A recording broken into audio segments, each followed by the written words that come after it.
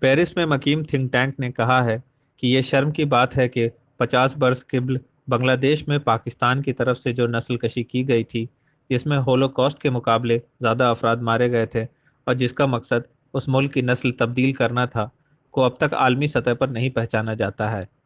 سیاسی اور خارجہ امور کے مرکز کی ایک رپورٹ میں، جس کا نام مشرقی پاکستان میں نسل کشی اب بھی عالمی سطح پر اعتراف کے لیے ترس، میں ماریو ڈی گیسپری نے لکھا،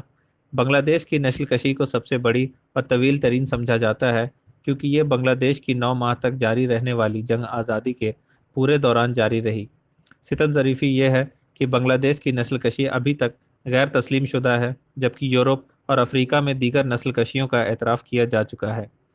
اس رپورٹ کے مطابق 30 لاکھ افراد ہلاک ہوئے، 10.5 لاکھ لڑکیوں اور خواتین کی عصمت دری کی گئی اور بہت سارے دیہات کو برباد کر دیا گیا۔ مرد بنیادی اہداف بن گئے، تقریباً 80% مرد، جیسا کہ بنگلہ دیش نسل کشی کی محفوظ شدہ دستاویزات کمیشن نے رپورٹ کیا ہے۔ فوجیوں کے ذریعے خواتین کو اغوا اور اس کے بعد عصمت دری کئی مہینوں تک کیمپوں میں ہوتی رہی۔